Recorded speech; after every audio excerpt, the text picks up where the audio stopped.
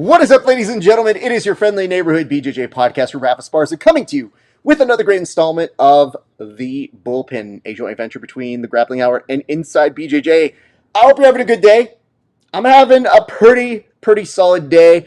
You know, Tim and I were talking off air for a few minutes, and so we've been kind of getting ready. We went through our warm-ups, A-E-I-O-U, and sometimes Y, unique New York. You know you need unique New York. Say that very fast. I'm a little rusty at all this stuff. But nonetheless, we've gotten ready for you guys. We have an excellent show. We hope you're ready. Without further ado, let's say hello to my very solid friend, Tim Freeman. Tim, how are you doing today, sir? I'm doing great. The sun is out. It's a beautiful day. The snow's gone. The ice is melted. Everything's looking up, man. We got a lot of good stuff to talk about this week, Raf, and PGF Season 9. The start of the 2026 season is right upon us next week. I'm pumped for that. We're getting set up on new platforms. We've been talking about Kick. We've been doing our tongue twisters. My problem is I can't even say regular stuff without sounding like I'm saying a tongue twister. I don't know if my tongue has got fatter or I'm just literally getting dumber as I age, but the thoughts in the mouth sometimes disconnect. Great to see you, man. Just the way you were mentioning, you're like, did my tongue get fatter? In the way that somebody might be like, dead ass got fatter, girl. Like, it is a little unique. I do want to tell you this, so check this out. You know, in the opening few minutes, whenever we have a few seconds before we get to the main board, I always like to share a little bit about what's going on. So in case you haven't noticed yes, your boy here moved. So this is similar but different. We're going to put it all together in a little while, but it's going to take some time because I'm still unpacking stuff. But when I do find a gem, I think I am going to share it with you guys. Tim, would you like to see the gem I am here to share with you today? Please. Yes. Okay. This is a candle. Now, if you know Mexicans, you know we love us some candles. And this is a candle that is in my bathroom if you ever make it as a guest here. And I think it's important for people to know so that they have a reason to come visit us once we're open for business. But this is a David Bowie candle. Now, ooh, it is very funny because when I'm getting ready for the show, I look at this and it is, of course, his character from Labyrinth. And it just gets me thinking, like, man, how did Dance Magic Dance get stuck in my head before we're about to do a show? Like, before I have to get really serious about grappling issues. So my question to you to start everything off here today, Tim, what 80s fantasy movie sticks out in your head consistently where you can't get it out? 80s fantasy movie that sticks out in my head and I can't get it out. There's a couple, but and I don't know if this counts as fantasy. Man, I don't think it does. So let me go back. I would say Goonies. Goonies was kind of like in my wheelhouse as a kid. The challenge that I have, Raf, and this is true story. I didn't go to the movies growing up ever. So most of those 80s movies I didn't see in the 80s. I didn't see them till like the late 90s. I was like 15 years behind on most stuff. Had some VHS, but you know, I was more interested in renting obscure NWA Starcade 87 than I was watching Stand By Me. You know what I mean? Tim's about to graduate from high school and is like, The Karate Kid really is a good movie, is it not? And they're like, right, brother, it's almost the 2000s, sir. Yeah. I didn't see Star Wars until, you know, George Lucas made the new Star Wars the second time, you know? Oh, man, I'm very sorry about that. I just know my thought process and my understanding of all that world is I had two older sisters who very much grandfathered me into a lot of stuff. So I remember my sister showing me Star Wars and me thinking like, does it get any better than Return of the Jedi? And her going like, you idiot. Yes, of course. So there is that. I saw on here we got a vote for C, which is J Muir 1234. who's letting us know he's won a couple Nagas, by the way. He said C, like who cares for the UFC, BJJ, and ADCC? Well, we do, and we'll get to that in a second, but before we do, let's also turn it over to the EP of the entire organization known as the PGF. One, Conscious Keelan saying, yo, less than a week, boys. Yeah, no, I know. Your boy's nervous because I got to get in the car in a few days and make my way on out here. But we should remind you guys that Tim and I will be the official pre-show and post-show for all PGF all season long. And yes, I will be there live this Wednesday to kick things off with you guys. And Tim, you will be there as well, live with me. Granted, you're going to be remote. Yeah, I was actually trying to get out there. However, and I mentioned this to Brandon last night, I found a flight on Spirit Airlines and I put it in the cart, and then I just had this gut check and I'm like, I'm going to put this in God's hands. I'm going to let this sleep just overnight. I'm going to think about this before I pull the trigger. And I woke up in the morning and I thought, I really promised myself I would love myself this year. So I'm not flying Spirit Airlines, and it was going to be a red eye. And I'm like, man, you can't ask two things. You could ask for one thing to go right. You can't ask for two things to go right. So I'm old enough now to know better.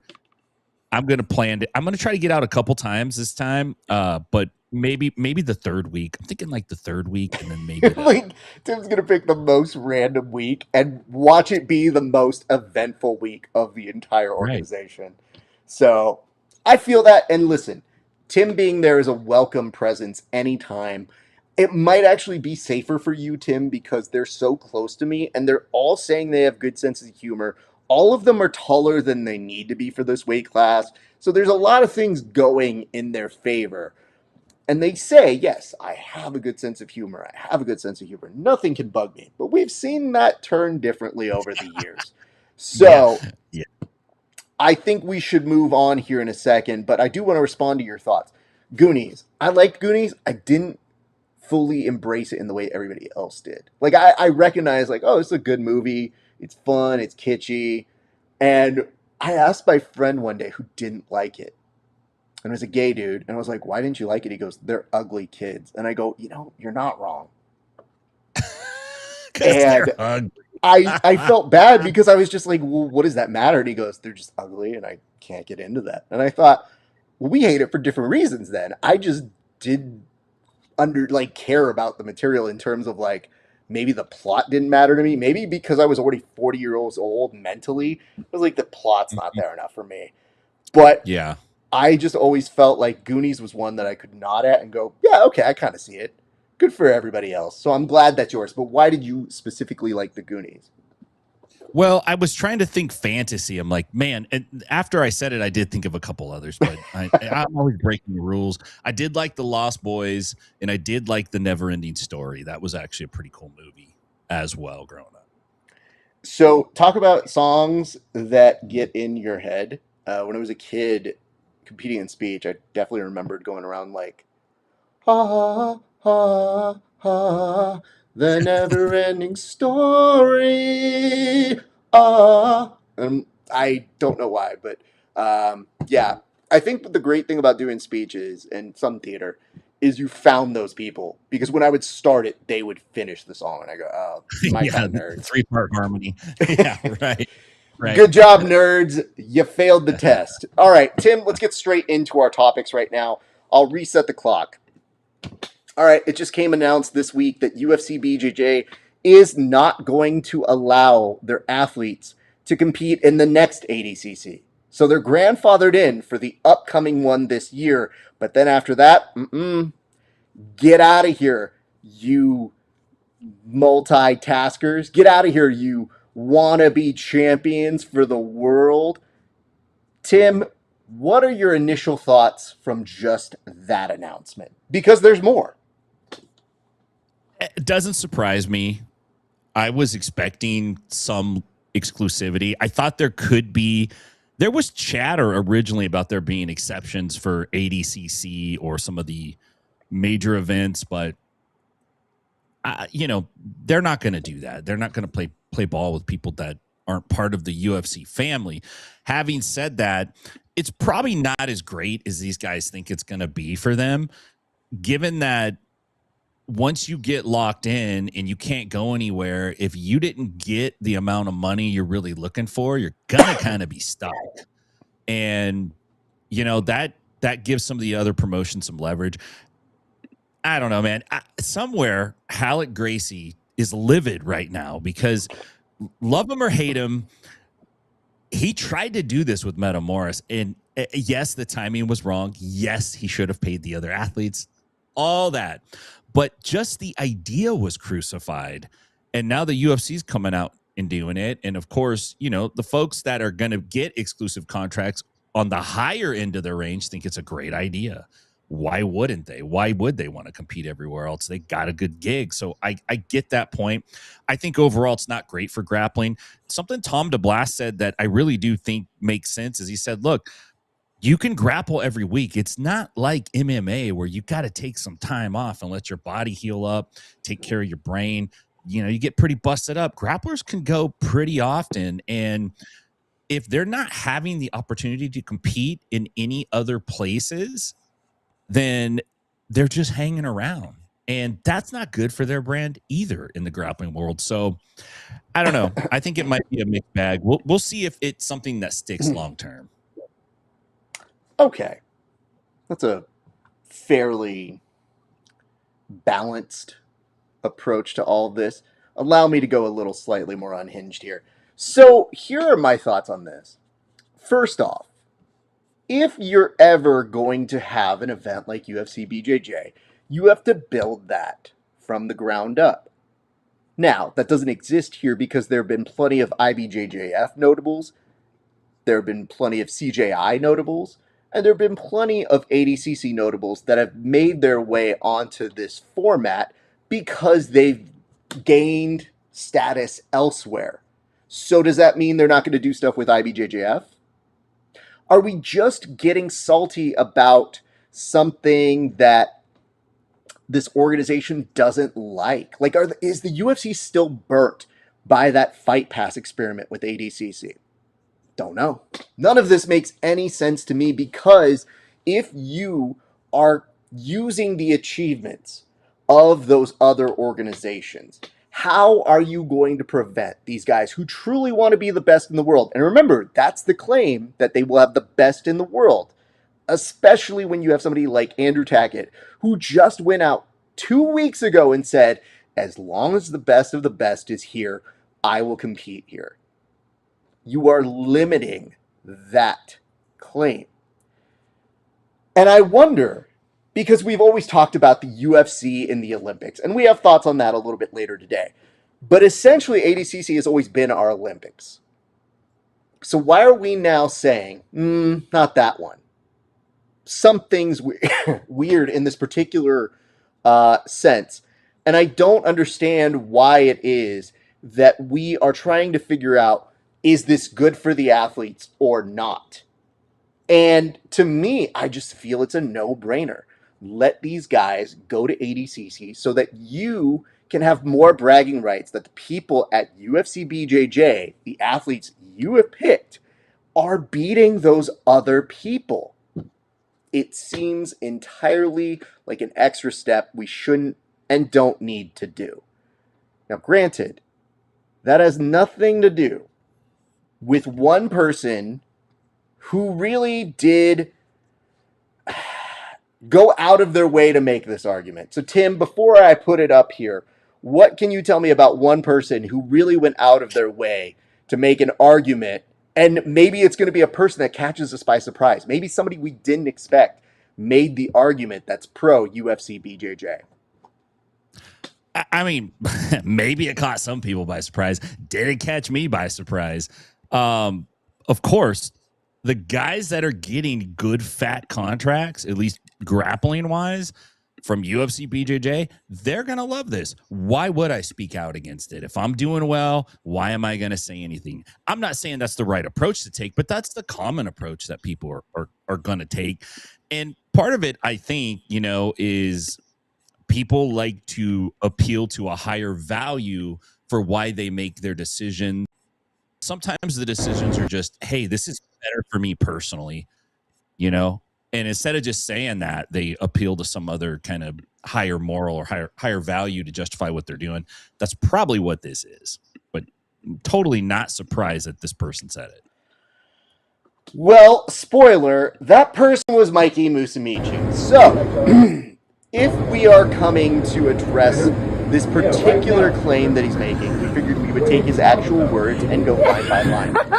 It says, how dare the UFC not want to spend millions of dollars investing in jiu-jitsu athletes, building their athletes to get maximal, is that a word?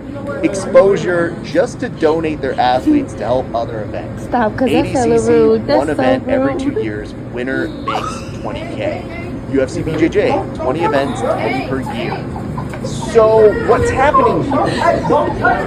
You had Mikey making the claim, you're going to make more by going to UFC BJJ. I think that part might be true. ADCC has long been hesitant to raise and increase their prices. We'll get to that in a second. I already hear you. But, yeah, maybe UFC BJJ is going to pay you more.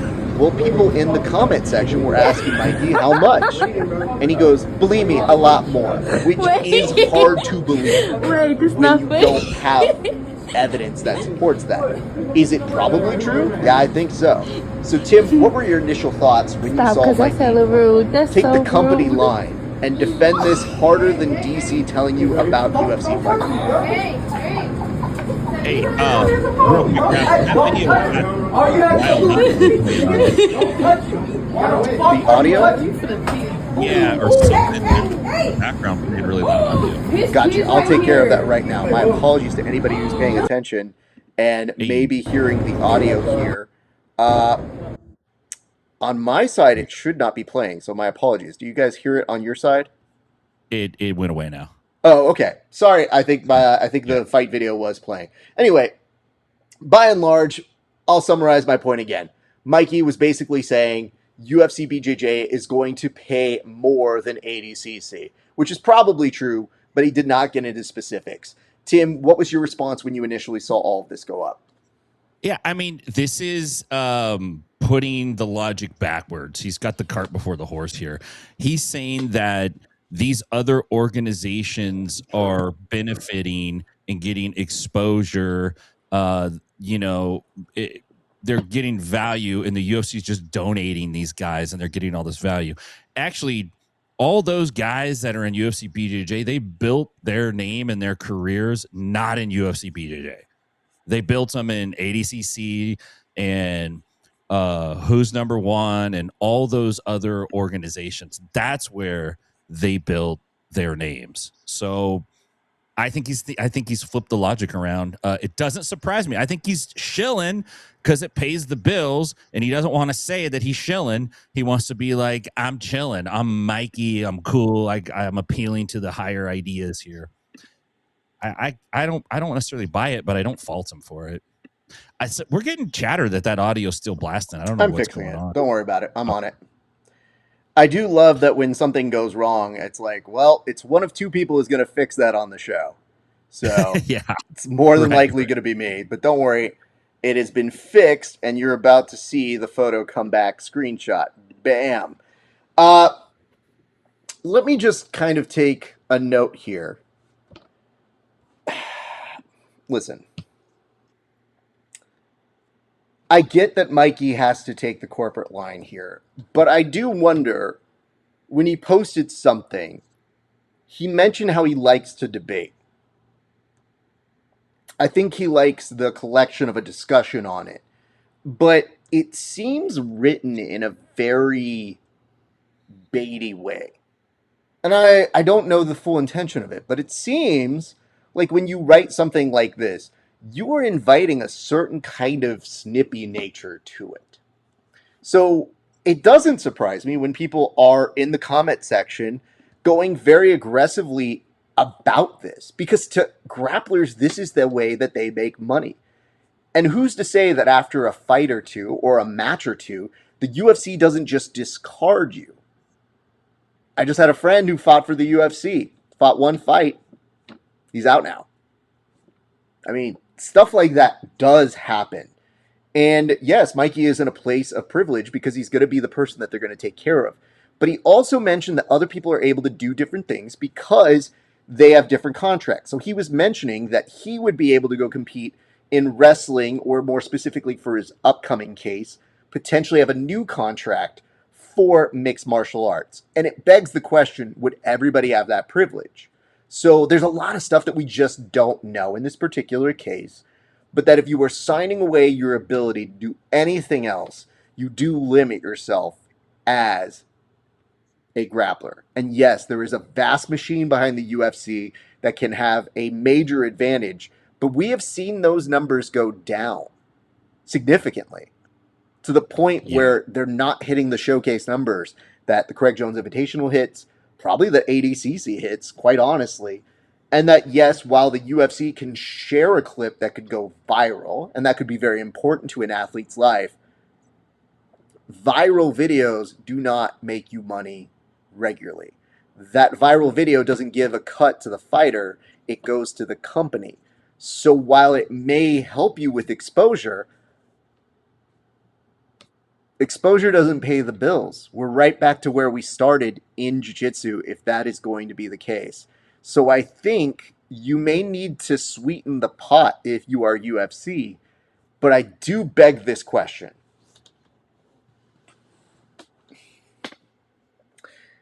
We've complained that a number of times there has not been a person that they have announced for Andrew Tackett. Likely, they've been looking at other organizations, probably trying to make the easiest, most cost-effective deal possible with a brand new upstart from, well, not from UFC BJJ. Maybe from IBJJF? Maybe from other organizations that they're waiting to see who does it. So this isn't quite like, as they present in their metaphor, the UFC starting off where they were the underdog. Now they have all the advantages in the world, and they're not building the culture. They're usurping the top talent. And even then, it's built on the backs of other organizations. So don't be surprised if they partner with some other individuals as a pipeline to getting them in there. That's a big possibility. I do see that. And I've seen it a little bit with the PGF. But I do wonder, if those pipelines don't exist, how is it that the UFC BJJ is going to find their true next element of talent?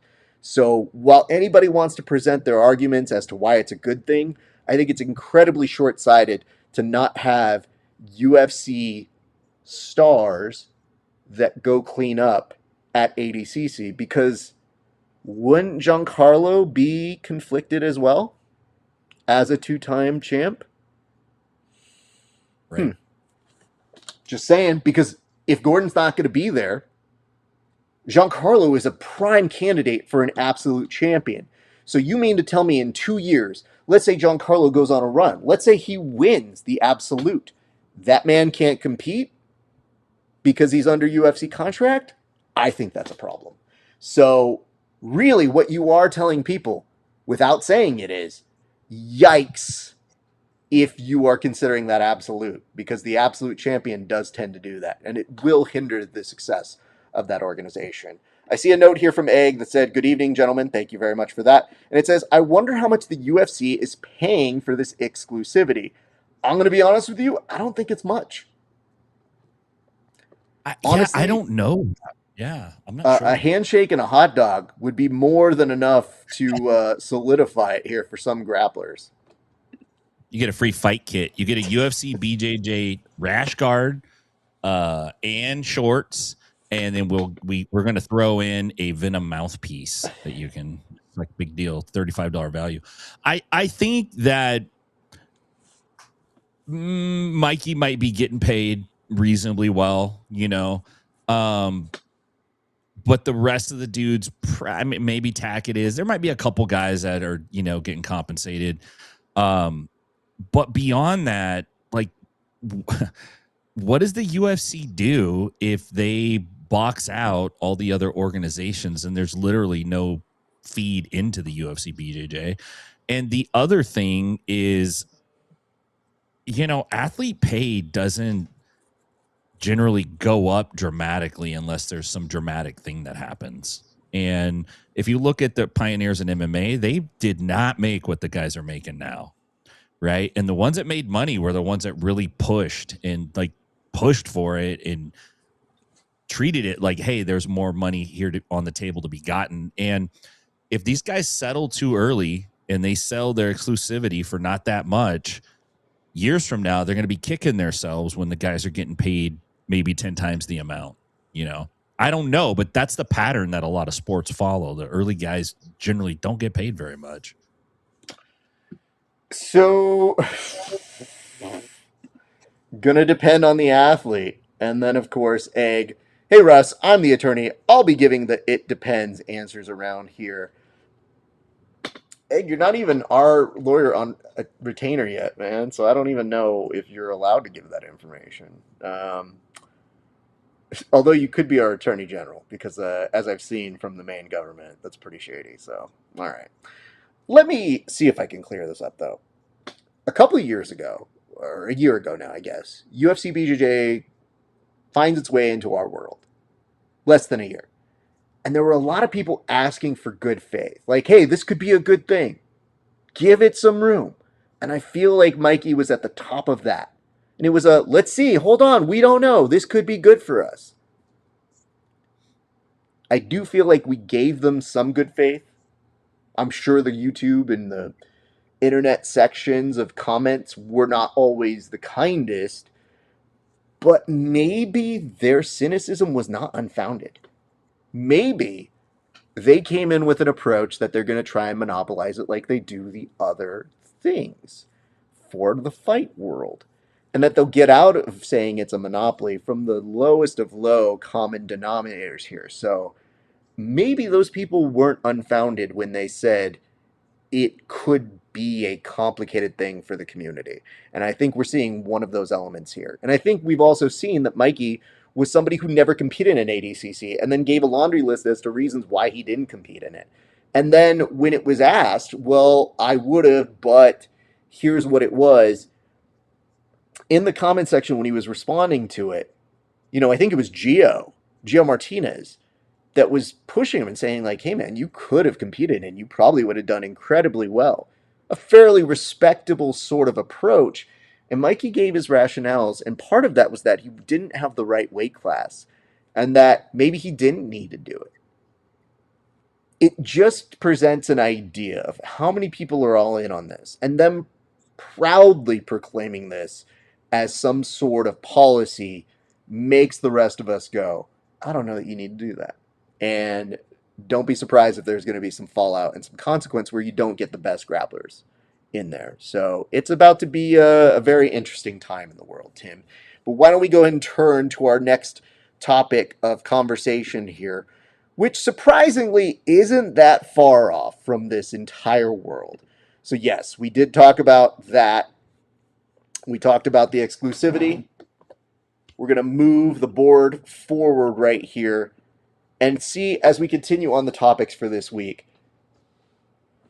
So yes, we did discuss ADCC and misstep or in the right direction, but I have to bring this up. We just spent a whole segment talking about the fact that UFC BJJ is banning the ADCC, taking the side of the ADCC, and this week, some good news. Guess what? They are increasing the pay for the men. And ladies, don't worry. Yeah, it's not great still. But maybe something interesting that will happen for you. Tim, what is happening in the world of the ADCC and what prompted all of this?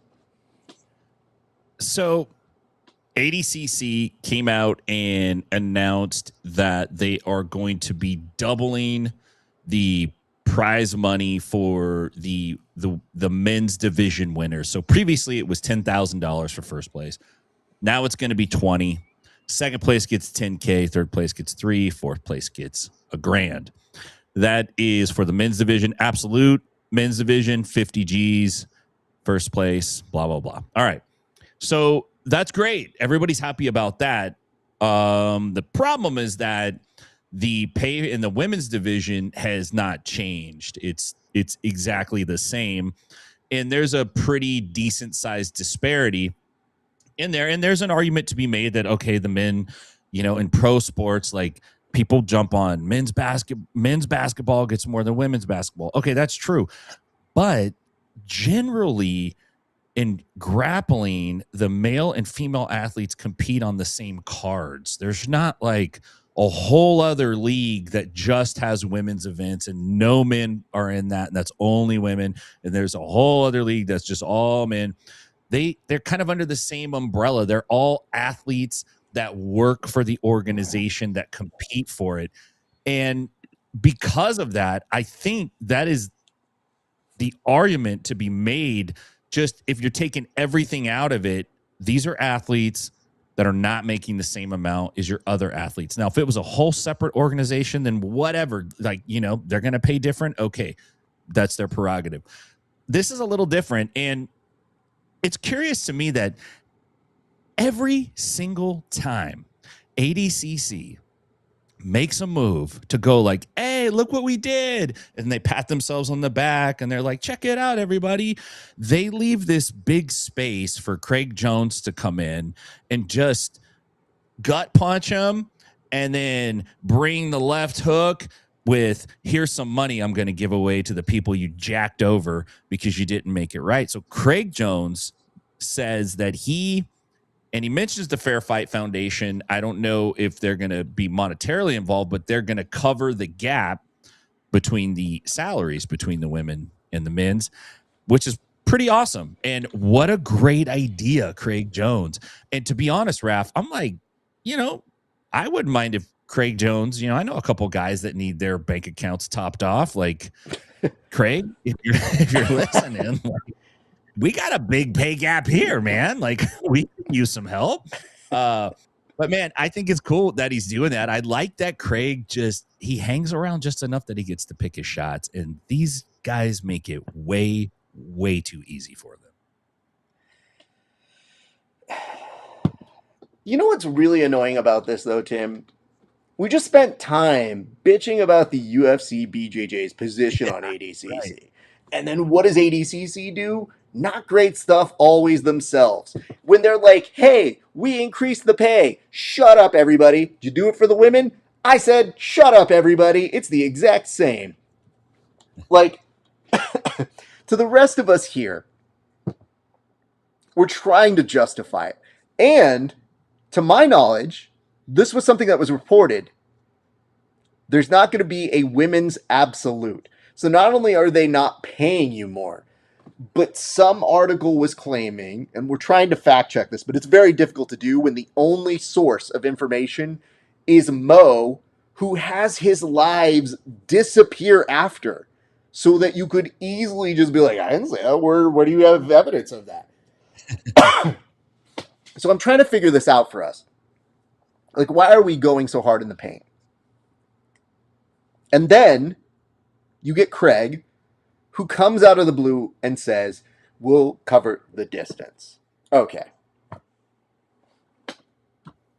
We're supposed to feel better about the fact that Craig is going to cover the gap between what the women should be paid and what they are currently being paid. It sounds wholesome, but why does it feel like it is a GoFundMe solution? You ever notice that? Whenever somebody who's near and dear to you has any bad problems coming up, they have to start a GoFundMe, and it is a gut punch to all of us whenever we see people that we love and we want to help and we want to take care of. When sometimes you think, oh, the healthcare system's kind of messed up. Okay? I think we can say the same about the ADCC pay structure, where you go, couldn't you just look in some couch cushions and find that money? Because you paid so much more to go to the T-Mobile Arena than you are in your payments to the athletes. And you're going to, what, Poland? How much are they charging you there? Like, I would like to know. I don't think it's as much as the T-Mobile Arena. So maybe you're saving some money. You can re-put that into the bankroll to pay the athletes. That's the hope. Like, why else do it internationally? That only makes sense. Get less for the building cost. And yet, at the very end of this is, well, the only way we can solve this problem is if you can help donate and take care of it. What's that? Craig Jones is going to do it? Sounds great. I know that this is a noble gesture. I know it's great. But for an organization that's supposed to be helping people in need, taking money to help women who should just be paid by the organization, and that we can't make good enough efforts or arguments that they should be paid fairly. Like, we're not appealing to the ADCC organization. We're just helping them bypass an issue that they refuse to solve themselves. That is inherently bad. And yes, Craig can be petty and he can get away with this, and it is kind of funny. But by and large, this is their problem to solve, and they're not doing it. And if anything, I wonder if they're going to start being like, well, you know, Craig, can you pay for the women's housing too? Because we don't feel like paying that either. Like, at what point does that stop for the organization? Could you imagine this? Okay, new example. Could you imagine if, let's just say, in the world of ice hockey, Donald Trump said, guess what? We're not going to pay for the women's ice hockey's flights home. Oh, you won a gold medal? Tough shit. Spirit Airlines it is for you. Oof. I'm just wondering if our sport sees the very beginnings of what other sports are held accountable to, and if we crumble in our execution of explaining it, because every argument you see is written by some dumb incel that is basically giving you the justification, I don't wanna. And honestly, sometimes I think most people would prefer I don't wanna as opposed to a whole diatribe about why women's sports don't deserve the money. So for me, I'm telling you this right now. This is a short-term solution for the ADCC. I wish they got their shit together. We actually are rooting for them to have people from UFC, BJJ, and maybe they don't give a shit because they just do their own event and they got plenty of people that are built in to believe this is where you make yourself the world champion. But it didn't take long for the ADCC to become the IBJJF, and all of this is all upside down. And I'm trying to figure out how we continue to build the sport when now we're getting multiple variations of, that doesn't seem good. No, we shouldn't do this. And we get people who aren't necessarily trying to find the best ideas, but mostly just making the arguments on what we can get away with. It's mostly what it feels like. Yeah, no, you're very spot on, and it isn't good. I mean, why don't we just make the ladies like shill their own tickets, you know, and you just get a cut of each ticket you sell to have your family buy a table at ADCC, you know, like we'll squeeze you in. That's where, I mean, look, we all know who I'm talking about. That's not far behind if this is where we're going. It's turning into bottle service. Did you get bottle service? You got a bonus at ADCC. Hey. It's infuriating. And it's something that when you look at it, you're sidestepping the responsibility where it should fall on the production and the organization. Yeah. And I don't know, man. They've really done a number on some of these fans to make them justify that the simplest of asks, the ones that make the most sense, like, hey, let's increase pay. All right, fine. Took nearly 30 years for that to happen. Okay. Well, how about you pay the women the same? I mean, you just got more money for the dudes. Oh, you guys are just asking for too much. And I think because we don't see what cash flow goes in and out, there's no way to figure out what accountability is. So I think we're just in a weird space of, well, you just got to believe them. They have our best interests at heart. What could possibly go wrong here? We don't know what the Flow Grappling distribution deal is, but I sure do know the NBA distribution deal, and I think that's a real difference between a pro sport and whatever we sometimes are. So, Godspeed to us. Hopefully, we make something of it. Speaking of the IBJJF, I'll start with this. Yesterday, they had a Grand Prix. Victor Hugo was the gentleman who ended up winning the whole big dance, and that was incredible. Now, I know we like to pick on things here, and we have certain disagreements, but I have to tell you one thing. The presentation for the Grand Prix looked pretty cool. To their credit, the IBJJF, the way that it looked from the mats to the background, I thought was a pretty good looking product. Tim, how were the matches themselves? Well, and this is the rub with the IBJJF is that the matches, because of the rule set, you have guys winning these Grand Prix on decisions, on points, and that's kind of the spirit of no-gi jiu-jitsu is a very submission-only kind of approach.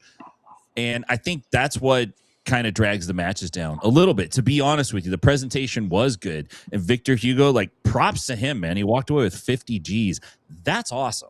The fact that there are multiple promotions now giving away decent size prizes is amazing, dude. Like, because 10 years ago, this was not happening, not at this level. You had to go to EBI and you had to heel hook 4 dudes in a night to walk away with that kind of bread. And yes, the Danaher Death Squad almost bankrupt Eddie Bravo because they went, I think they did maybe 4 in a row, man. They just subbed it out.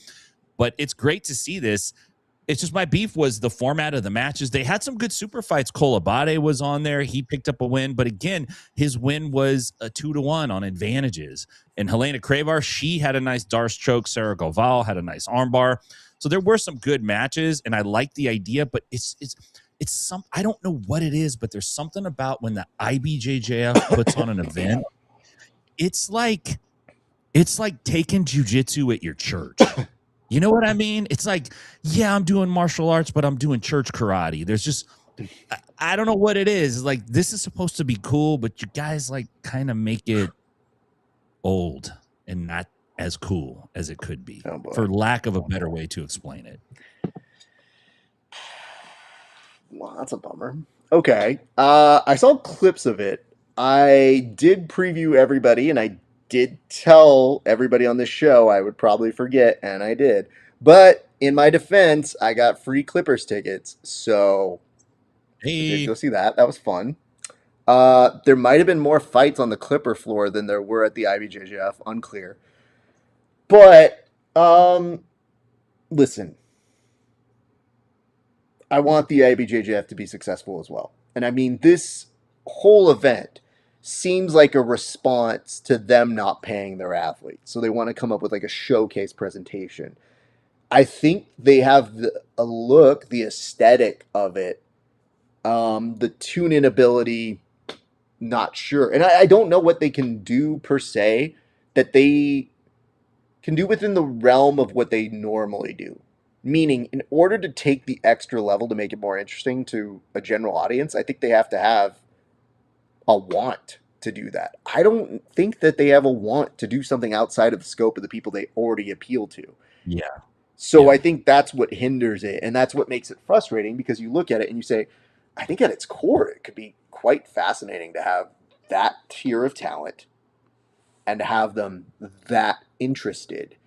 But it does present a limitation of the IBJJF, unfortunately. So we will see how that progresses in time. But, you know, I was rooting for you guys. And, yeah. And to their credit, those are 2 very different business models, putting on, you know, fight night style promotions versus running tournaments. And when it comes to running tournaments, for all the smack I give them and talk about them, they're the best in the game. Like, they have the largest tournaments for the amount of people they run through there. They have fixed a lot of problems that used to exist in the IBJJF that are no longer there. They take that part of their business pretty seriously. And obviously they're good at it because they're growing and they're everywhere. The super fight thing, though, is kind of a different, and I sometimes wonder if maybe there's another team doing that, or it is the same team, but they just don't quite get it the same way, if that makes sense. It does. And it's, listen, man, maybe they just don't want a better show than that. Like, that might be it. They might be like, hey, you know what? This is our shut up show so that you guys stop complaining. Right. And we've given it to you and we're not doing any more. That's it. That's all we're giving you. And at least you guys got that response out of them, because getting paid from the IBJJF was a long time criticism. Now, are they getting paid less at ADCC than they do at IBJJF?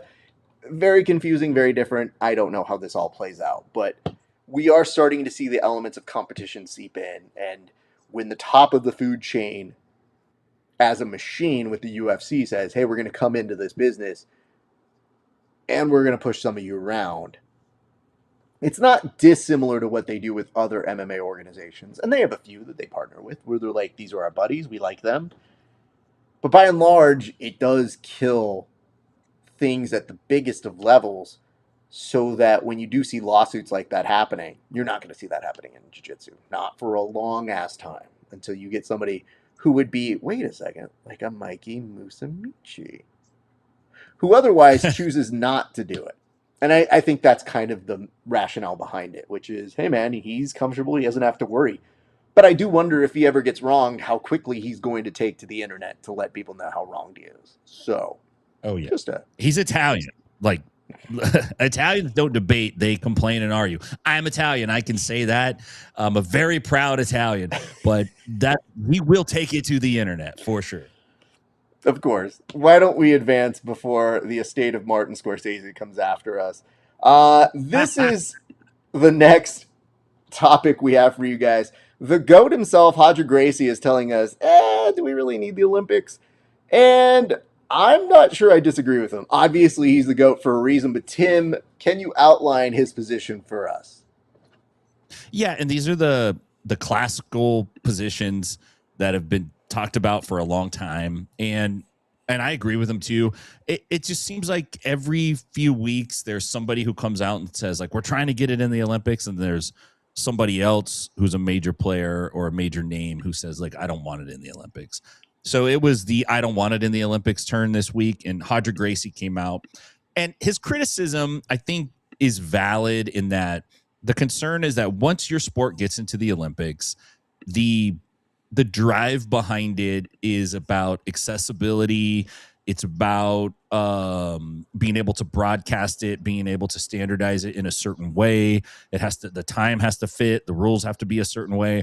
And it can fundamentally change a lot of aspects of jiu-jitsu. And we've seen this in judo in the Olympics. And when your sport gets in the Olympics will drive the rest of your sport. And you'll see schools and organizations adapt to those rules. And that would fundamentally change the martial art. And the point he brings up is Taekwondo in the Olympics. Now, Taekwondo is legitimate, but in the Olympics, it's touch Kwando. Like, if you actually hit somebody, you're going to get penalized. You can't hit anybody hard. And you just can't do submission grappling that way. It just doesn't exist. I think they've done a good job with wrestling. You know, wrestling's in pretty close alignment with the Olympics. And that doesn't seem to be a big problem. It's just like jiu-jitsu's still our baby. You know, even though it's way more popular than what it was, say 15 or 20 years ago, it's still our baby. And I don't want to give this to the Olympics to see it get bastardized potentially.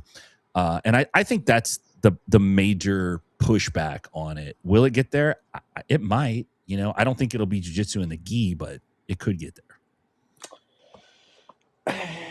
I've said this plenty of times. I'll say it again.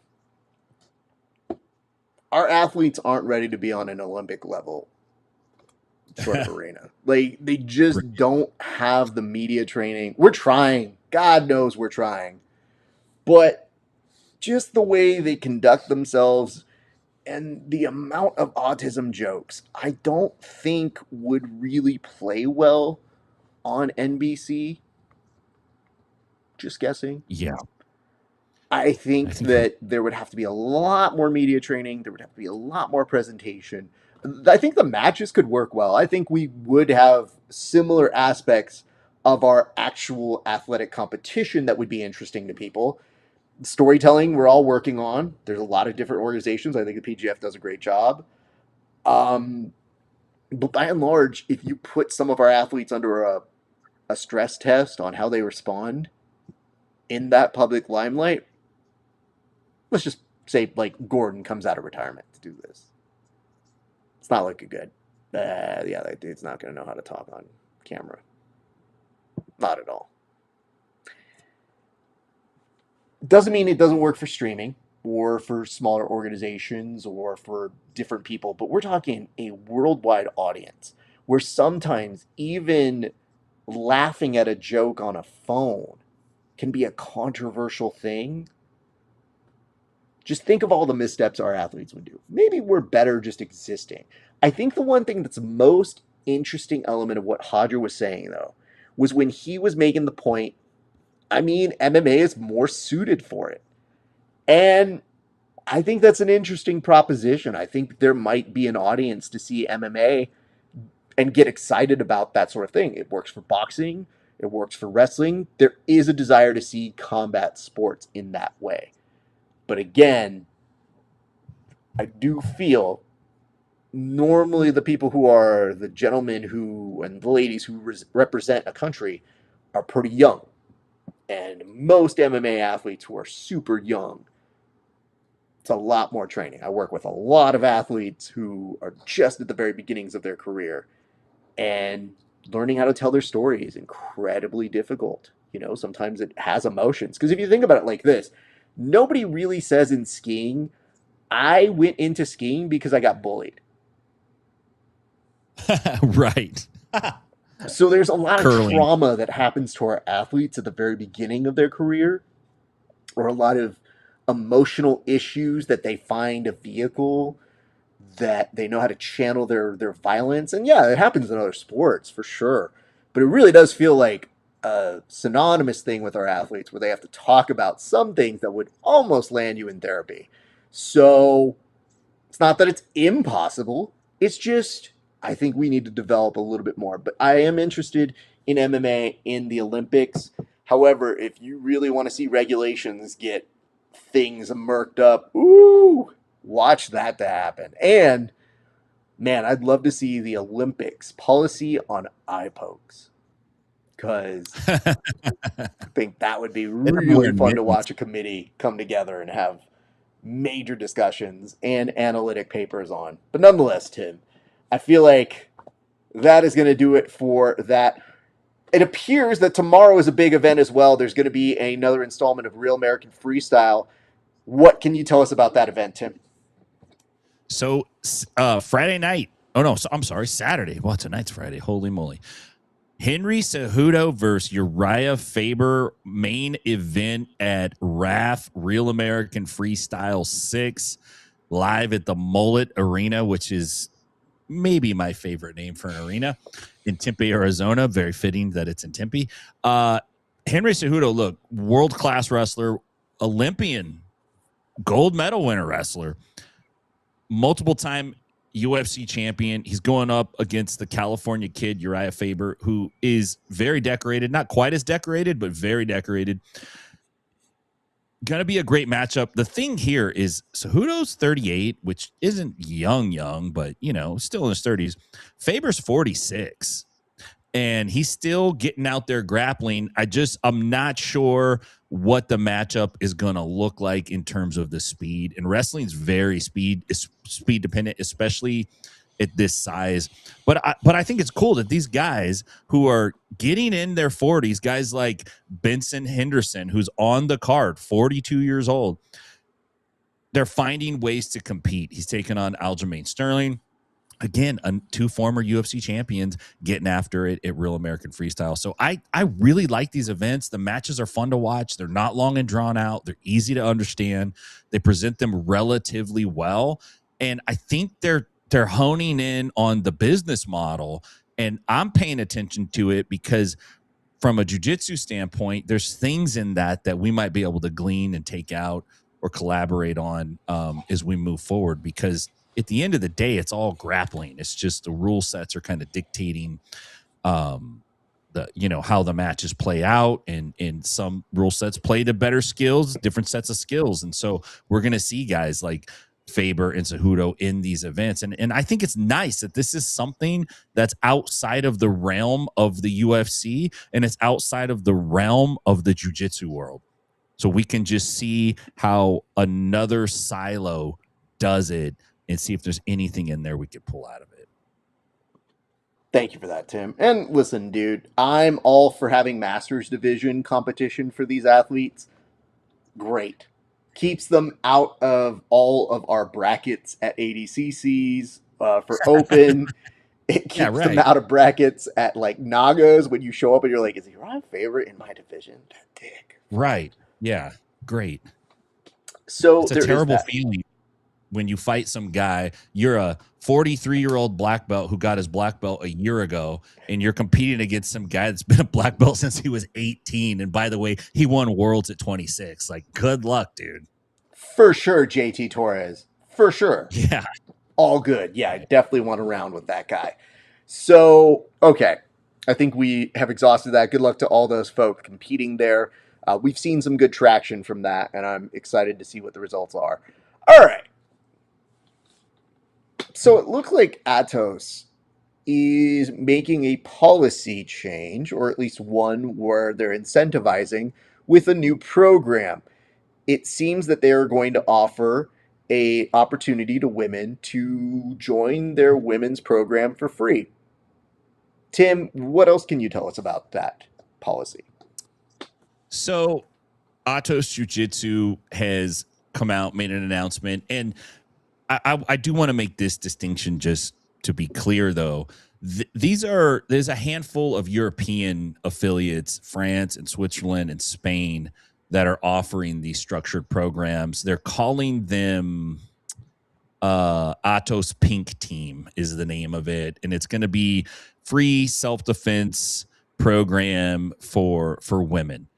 And I like the idea. Look, I have a free women's jiu-jitsu class in Nashville. We've had it for a long time because I think it's important, and it's already hard enough to like get people in to come train who are ladies.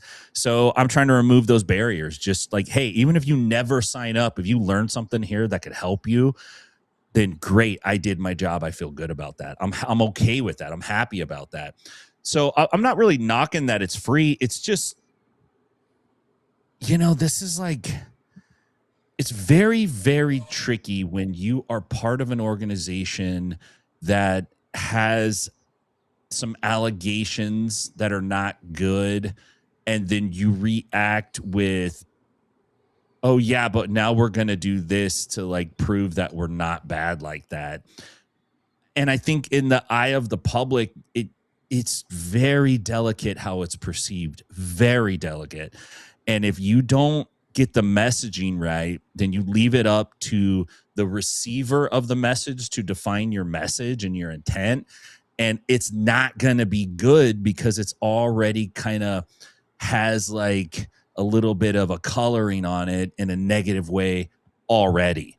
So while I think it's a good idea to do this, I think it would have been an even better idea to be very, very clear and specific about the messaging, so it doesn't appear to be, this is just a PR thing, this is a CYA thing. Look, I understand it. If I had an ATOS affiliate that had not, like, just running a gym, you could be a stand-up dude with a great group of people, you're treating everybody just like they should be treated, but you're connected to this name that has dirt on it. So I get the kind of gut reaction to go like, let's do something good and to kind of make it look good. But I don't know.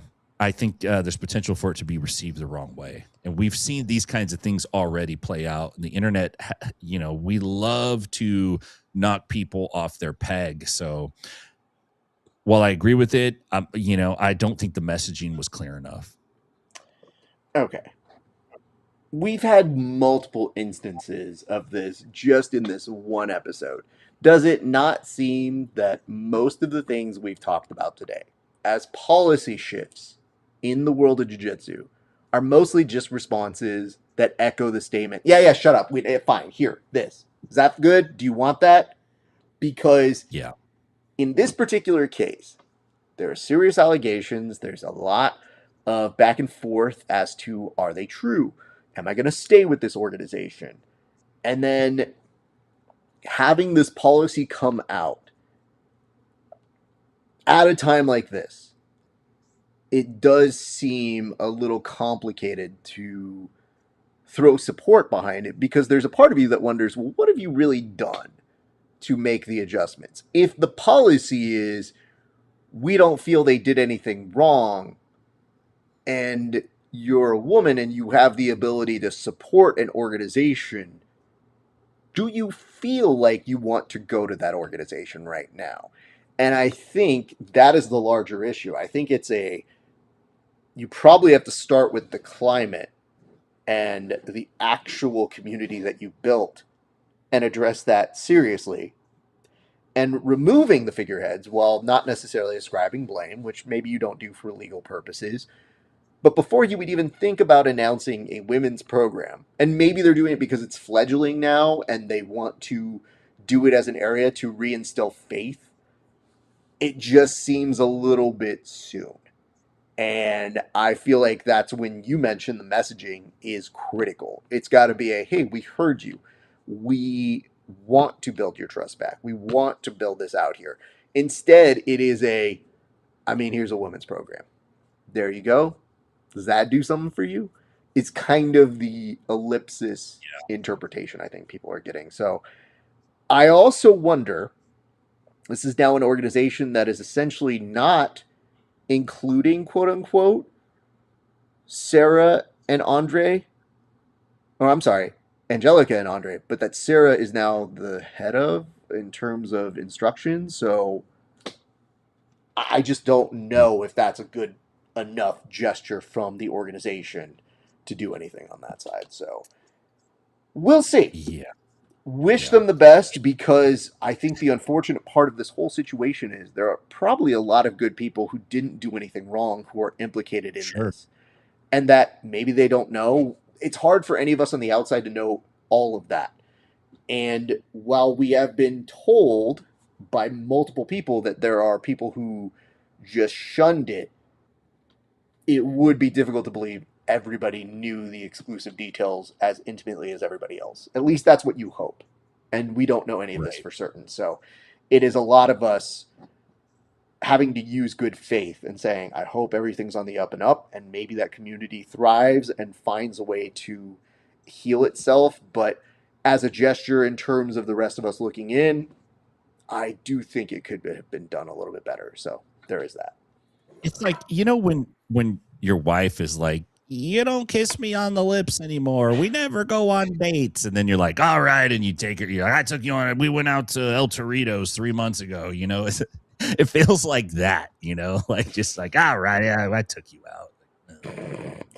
I'll make sure to tell Kelly the exact phraseology. We'll see how well that goes. Yeah. I mean, the women love that joke every time I use it. Oh, for sure. 100%. All right. Well, let's go to our low light highlight of the week. Tim, what can you tell us about this week's fight of the week, sir? This is it's a police fight, but it has a big swerve in it. It's one of the best police fights I've ever seen, Raf. It's short and sweet. And, there's an interesting thing that takes place when multiple people try to grab one person, where the multitude of people get in each other's way. And I swear that the ghost of Charlie Chaplin came back and directed this whole thing the way it played out. But this definitely was a chef's kiss from our Lord and Savior, because this is one of the best videos I've seen in a long time. I laughed very, very hard.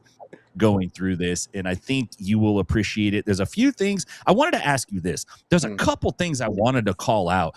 If I go like, hey, can you pause it? Can you pause it at a certain point or just run it back? Is that possible a tiny bit? Yeah, I got it. Okay, it's just hard because I think you see it like 3 seconds almost on a delay. So just try to hit me with that knowledge because I can definitely do what I can, but I can't anticipate notes that I don't know. So I'm going to set it up here. Hold on. Okay, first things first. Tim, it's already starting off very strong, but I'm going to press play here. Feel free to walk us through what you need to walk us through, sir. Okay, we got Beetle Bailey here and his partner cracking dude on the head in the empanada line. And but just run it back real quick. Dude with the taser, he's got a yellow taser.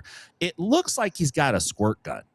He's literally chasing the dude with what looks to be like a squirt gun. And then if you just watch, there's another officer who's actually got the full catcher's gear. He's got the UFC gloves, but he's on his break. He's sitting on the ground against the wall. He looks like a Saddam Hussein lookalike back in the day. And he's just chilling, totally not getting involved while these guys are trying to take this dude down.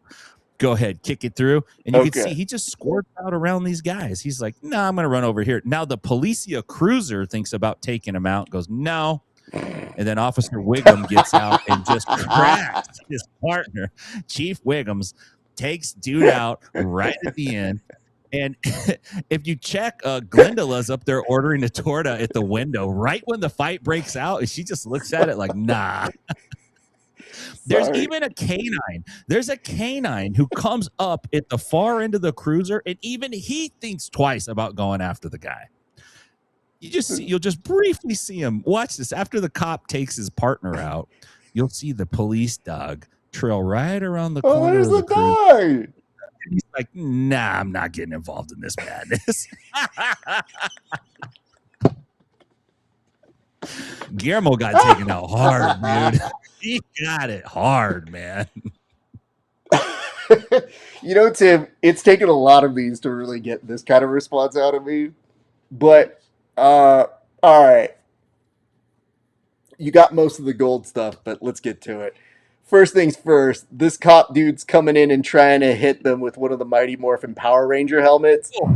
And not doing too successful here. But you will see the bigger dude from Modern Family not standing for it. Very much getting right back into his face. And this is where I love it because this dude with the sunglasses looks like if Elton John was a lesbian.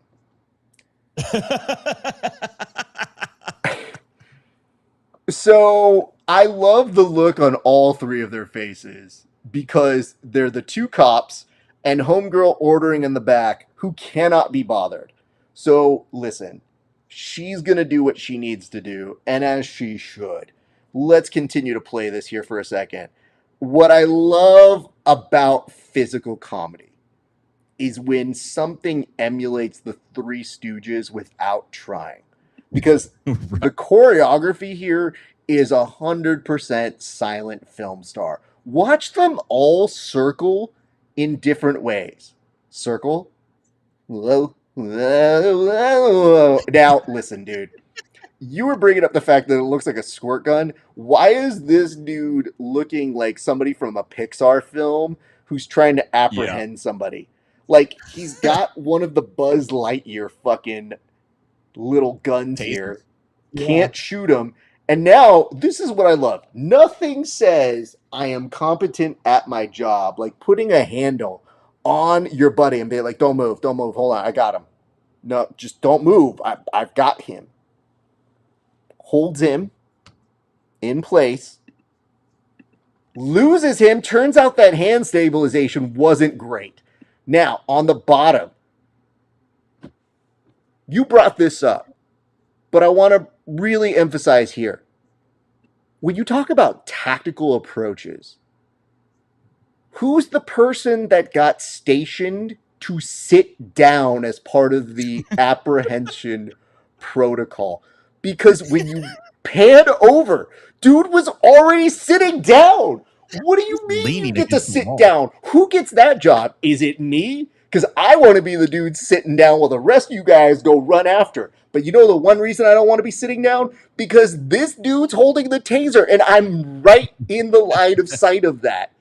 This is 100% a 17-second video worth of gold because of all the faulty things that happen in that amount of time. They can't keep this dude down, and then he runs away like a white kid in an argument in a suburb. He just basically goes, I hate you, mom and dad. Get out of I my hate life. you.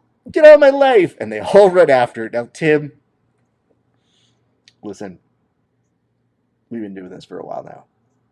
This moment is so magical. It is straight from a Naked Gun movie.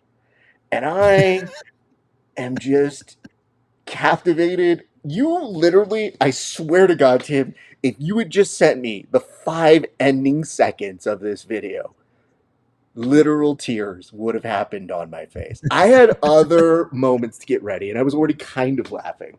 But this to me is the gold that my dad introduced to me with Naked Gun. Literally just on fucking replay. Whoop! Oh. It's just that's the Elton John guy that got cracked too. He's like the total. love, last feeling. Ah!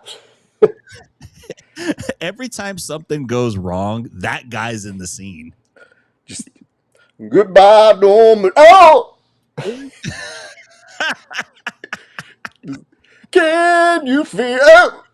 It's so good. I'm still scared. No, Wait, no, I'm not. you're right. That's the one. Did the thing that ever did a good amount. Ah! Wait, I'll do it one more time. Because I'm still standing better than. Ah! It's so stupid. All right. Well, Tim, I think our work here is done. It one more time. Just I'm gonna let it play. I'm not even gonna talk.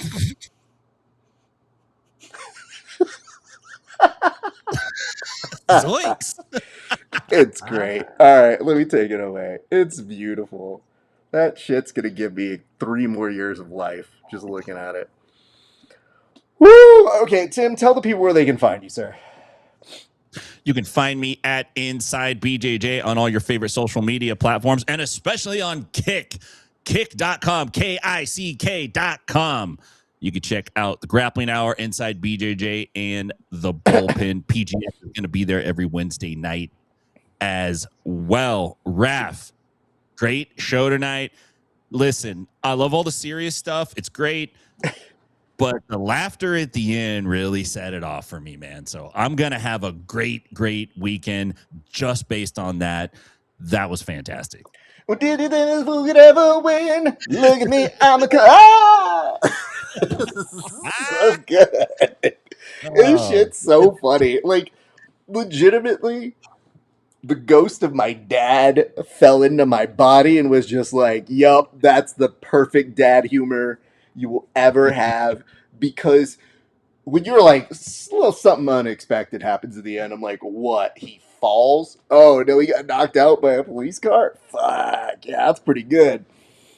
Woo! Okay. Tim, That's good, man. great work today. Appreciate you, sir. I'm looking forward to previewing and hosting all of these PGF sort of events. And if you haven't followed him or myself, I'm on Grappling Hour. You can follow him at Inside BJJ on Kick specifically because we're going to be doing some fun stuff on Kick. So we hope that you guys make time to hang out with us in the near future. But Tim, I'll let you get on out of here while I close this on up. But my thanks to you for a great show today, sir. Thanks, partner. All right, you guys. All right. Before we get out of here, a few quick things. Number one, your boy is going to be heading over to a gala here in a second. Yeah, you heard me. A gala. Some of you say gala. I say gala. I'm not sure if either is right, honestly. But tonight there is a gala for Love Movement. We have a lot of friends who are doing an exhibition match for charity. The Love Movement charity has helped homeless individuals or unhoused individuals here in Los Angeles, as well as providing education for a school and youth programs out in Africa. Super, super great charity. We love what they do. And our good friend Milton Arguello is going to be competing tonight in a couple exhibition matches, and I'm very excited to have helped him a little bit with his grappling side. But we have a lot of fun things planned on that event, and I'm going to be heading out here in just a second. But if you do have chances to go view it, go check it out. It's going to be downtown Los Angeles. It is off Pico somewhere. I mean, I'll put up a poster, I'm sure, somewhere in there. But if you have the chance, Love Movement, look them up at Love Movement. Be there. I'm going to be there. Come say hi if you can. So there is that. Then this coming Wednesday, your boy will be out in Las Vegas. I'll be hosting the PGF pre-show, and then we're going to watch 30 matches back to back to back. And then at the very end of that experience, you're going to see me do the post-show where I'll interview some of the best athletes from that day and help you get to know them a little bit better. So we got all that stuff coming up, plus a lot more. So check out the Grappling Hour for some brand new interviews. We have a host of interviews that are still, I think, to make their way. And then I've got some that are still in the bank that are going to come out this week. I just moved recently, so I need a few days to get those all edited and whatnot. But this weekend, we're recording 3 with some standouts from the RFL. I'm very excited for that. So tomorrow, Sunday, and Monday, I'm doing interviews with some local talent, and I'm hoping you'll like them as much as we did in their fights. I think that's going to do it for us, friends. It has been a great day for grappling. Thank you so much for watching. We'll see you back on the mats.